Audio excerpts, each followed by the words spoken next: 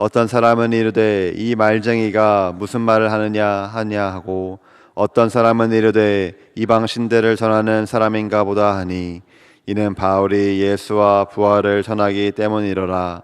그를 붙들어 아레오바고로 가며 말하기를 내가 말하는 이 새로운 가르침이 무엇인지 우리가 알 수 있겠느냐. 내가 어떤 이상한 것을 우리 귀에 들려주니 그 무슨 뜻인지 알고자 하노라 하니 모든 아덴 사람과 거기서 나그네 된 외국인들이 가장 새로운 것을 말하고 듣는 것 이외에는 달리 시간을 쓰지 않음이더라. 아멘. 지난주부터 우리는 바울의 2차 전도 여행을 함께 묵상하고 있습니다. 1차 전도 여행 때 들렸던 곳을 다시 방문하자는 목적으로 시작했던 2차 전도 여행은 성령의 인도함 가운데에서 유럽으로 향하게 되었습니다. 아무도 예상하지 못했던 일이었지만 전도팀은 하나님께서 저 사람들에게도 복음을 전하라고 자신들을 부르신 줄로 인정하고 순종하며 유럽으로 발걸음을 옮겨갔습니다. 이렇게 하나님의 뜻과 인도하심을 따라 유럽에 도착한 바울과 실라 또 디모데를 필두로 한 선교팀은요, 빌립보, 데살로니가, 베레아로 옮겨가며 예수님께서 그리스도시라는 복음을, 예수님께서 왕이시고 주인이시라는 복음을 전했습니다. 그 복음의 전파로, 그 결과로 적지 않은 사람이 예수님을 믿고 따르는 귀한 일도 있었지만 동시에 복음을 거절하는 사람들도 있었습니다. 그런데 이렇게 복음을 거절한 사람들 중에 몇몇은요, 선교팀의 실질적인 위협을 가하기도 했습니다. 이방인들은 선교팀이 가이사, 즉 황제가 아닌 다른 예수라는 다른 임금을 전하며 천하를 어지럽힌다고 소동을 일으켰고요. 유대인들은 유대인이 되지 않고도 하나님의 백성으로 받아들여질 수 있다는 그 길이 있다는 복음의 메시지를 인정하지 못해 선교팀을 시기하면서 그들을 자신이 살고 있는 도시에서 쫓아내고자 온 힘을 쏟았습니다. 이렇게 복음을 거절하는 이방인과 유대인들의 일으킨 핍박과 소동 때문에 선교팀은 잠시 갈라지게 되었습니다. 실라와 디모데는 베레아에 머물러 있었고요. 바울은 홀로 바다를 건너서 베레아에서 멀리 떨어진 아덴이란 도시에 도착하게 되었습니다. 아덴은 오늘날 그리스의 수도로 잘 알려지기도 한 아테네입니다. 이 아덴은 1세기 당시 지중해 주변의 패권국이었던 로마 제국 이전에 유럽과 아시아에 큰 영향력을 발휘했던 그리스의 중심 도시 중에 하나였습니다. 바울이 활동했던 1세기 당시에는 이전과 같이 직접적인 영향력은 크지 않았지만 여전히 주변의 문화와 철학적으로 엄청난 영향력을 끼치고 있던 중요한 도시, 무시할 수 없는 저력을 가진 도시 중에 하나였습니다. 이런 문화 수도라고 할 수 있는 도시에 바울이 도착했습니다. 홀로 도착했습니다. 그리고 바울은 이렇게 반응합니다. 본문 16절 말씀 우리 함께 읽도록 하겠습니다.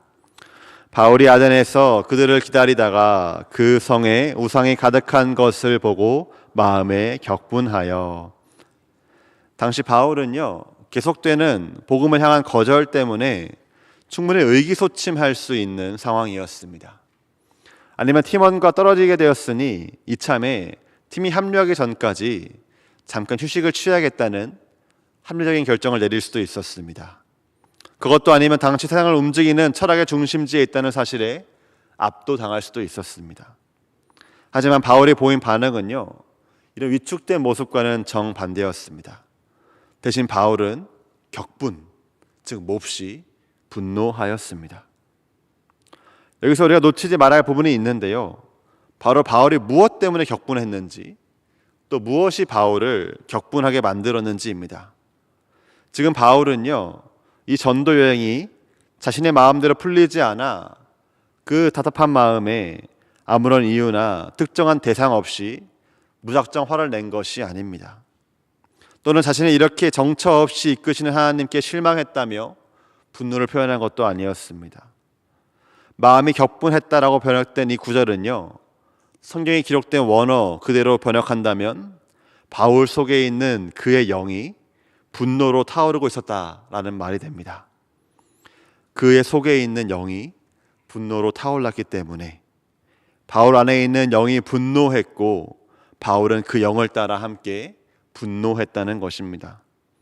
바울은 그의 안에 계시며 그를 이끄시는 성령님께서 분노하고 있으시기에 그 성령님을 따라 함께 분노한 것입니다. 그리고 성령님께서 분노한 이유는 바울이 머물고 있는 아덴에, 그 아덴이 우상으로 가득 차 있고 아덴 사람들이 그 우상을 섬기고 있었기 때문이었습니다. 여기서 우리는 모든 사람을 향한 하나님의 마음을 다시 한번 알 수 있습니다. 태초에 모든 사람을 하나님의 형상으로 창조하신 하나님께서는요, 모든 사람이 죄로 인해 깨진 하나님의 형상을 회복할 수 있기를 간절히 원하고 계십니다. 모든 사람이 구원에 이를 수 있기를, 하나님의 백성으로 회복되어서 하나님과 사랑을 나눌 수 있는 사이가 되기를 꿈꾸고 계시고 이를 이루시기 위해 하나님은 일하고 계십니다. 하나님의 꿈이 몇몇 특별한 사람이 아닌 모든 사람의 구원이기에 하나님께서는 아직 하나님의 품을 떠나 있는 사람을 보시며 마음 아파하시고요, 근심하시고요, 더 나아가 질투하십니다.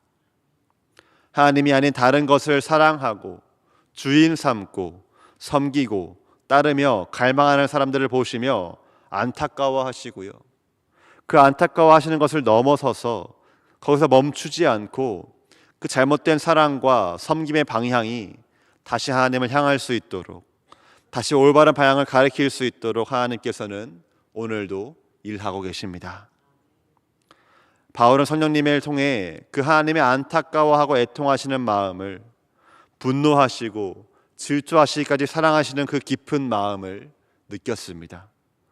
하나님께서 애통해 하시기에 자신도 애통해 했고요, 거기서 멈추지 않고 자신이 하나님의 아픈 마음을 감싸줘야 했다고, 답답한 마음을 시원하게 해야겠다고 결단하였습니다.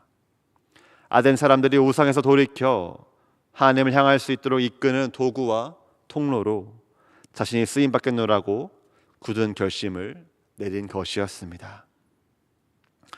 결심을 내린 바울은 곧바로 그 결심을 실천하죠. 17절 말씀도 우리 함께 읽도록 하겠습니다. 회당에서는 유대인과 경건한 사람들과 또 장터에서는 날마다 만나는 사람들과 변론하니. 아멘. 바울은 이제 그 하나님의 마음을 품고 아덴에서 지내고 있는 다양한 사람들을 향해 발걸음을 옮겼습니다. 예수님을 그리스도로 인정하지 않는 유대인들에게도, 아니면 예수님의 존재조차 모르는 이방인들에게도 다가가서 바울은 대화를 나누었습니다. 바울이 대화를 나누며 전한 것은 예수와 부활이었습니다.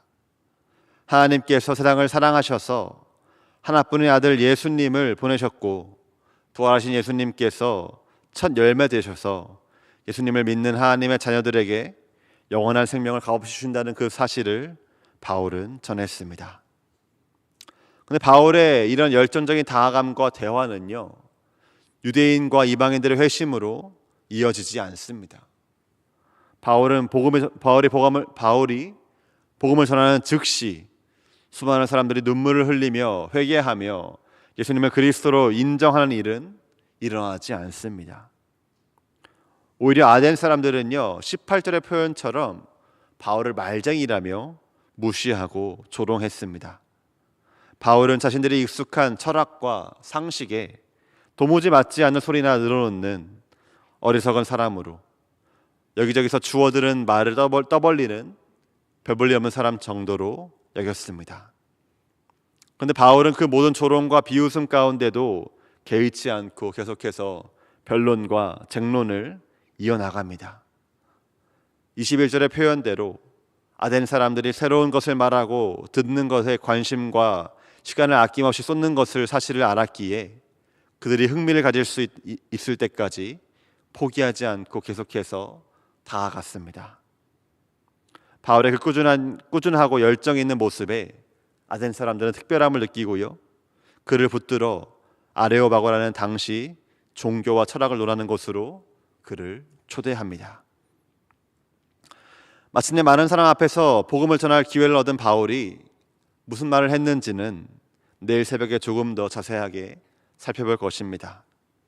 오늘은 바울의 모습을 보면서 우리가 어떻게 기도해야 할지, 어떻게 전도해야 할지를 함께 나누어 보고자 합니다. 첫째로 우리는 하나님의 거룩한 분노를 느낄 수 있기를 기도해야 합니다. 말씀을 묵상하면서 제가 최근에 기도했던 제목들을 한번 돌아봤습니다. 저 자신과 주변 사람의 평안함을 구할 때는 정말로 많이 있던 것 같습니다. 폭풍처럼 몰아치는 내 삶의 어려움 가운데에 날 붙잡아 주시옵소서, 구원해 주시옵소서, 형통해 주시옵소서라는 기도는 이전에도 지금도 참 많이 하고 있는 것 같습니다. 그런데 분노하시기까지 사랑하시는 하나님의 뜨거운 마음을 제게도 허락해 달라고, 제게도 하나님의 거룩한 분노를 부어달라고 간구한 적은 거의 없던 것 같습니다. 어떤 찬양의 가사처럼 하나님 아버지의 마음이 있는 곳에 나의 마음이 있기를, 하나님 아버지가 바라보는 영혼에게 나의 눈이, 나의 손과 발이 향하기를 구하는 기도는 하지 못하고 있는 저를 발견하게 되었습니다. 하나님께서 우리에게 먼저 예수님을 그리스도로 고백하고 따르는 믿음을 허락하신 이유는요, 영원한 생명을 먼저 허락하신 이유는요, 이 믿음 나 혼자만 누리고 만족하라는 것이 아니라 모든 이가 구원에 이르기까지 역사하시는, 일하시는 하나님의 꿈을 이룰 수 있는 귀한 통로로 쓰임받기 위함입니다. 이를 기억하면서 여전히 이 땅 가운데에 죄로 인해 깨어진 모습들을 보시면서 마음 아파하시는 하나님, 하나님이 아닌 다른 헛된 것들을 얻기 위해 고군분투하는 수많은 사람을 보시며 애통해하시고 질투하시는 하나님의 마음이 우리의 마음 될 수 있기를 구하는 이 새벽 되기를 원합니다.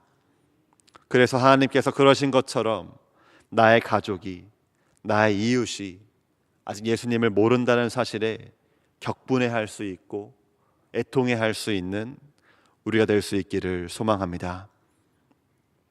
둘째로 우리는 이 거룩한 분노를 실천으로 이어나갈 수 있기를, 한 번의 실천이 아니라 인내하며 꾸준한 실천으로 이어나갈 수 있기를 기도해야 합니다. 바울이 아덴에서 복음을 전했을 때에 아덴 사람이 그를 말쟁이라 조롱하고 무시했던 일은 지금 우리에게도 흔하게 일어나는 일입니다. 특별히 우리와 가까운 사람에게라면 말이지요. 예수님의 옛자도, 교회 교자만 꺼내도 좋았던 분위기가 얼어붙고 또 뻔한 잔소리 한다고, 상식과는 도저히 맞지 않는 이상한 소리 하려고 한다는 그 표정으로 바라보는 상대방의 반응이 눈에 선하여서 차마 복음 전할 용기가 나지 않을지도 모르겠습니다. 그런데 그럴 때일수록 위축되거나 포기하지 않고 다시 한번 복음을 전할 수 있는 담대함과 그 사람의 관심사에 맞게 이야기를 시작하여 결국 예수 그리스도와 부활에까지 이를 수 있도록 깊은 대화로 나갈 수 있는 지혜를 구하는 우리가 될 수 있기를 바랍니다. 씨앗을 뿌린다는 믿음으로 하나님께서 그 씨앗을 헛되이 썩히지 아니하시고 때가 되었을 때에 열매 맺을 수 있도록 할 것이라는 기대와 믿음으로 복음을 전할 수 있는 우리가 될 수 있기를 소망합니다. 하나님의 마음을 따라서 지혜롭고 담대하게 복음 전한 통로로 쓰임 받을 수 있는 우리 되는 오늘 하루가 되기를 주님의 이름으로 축복합니다. 말씀을 기억하면서 함께 찬송가 510장을 찬양하도록 하겠습니다. 찬송가 510장입니다.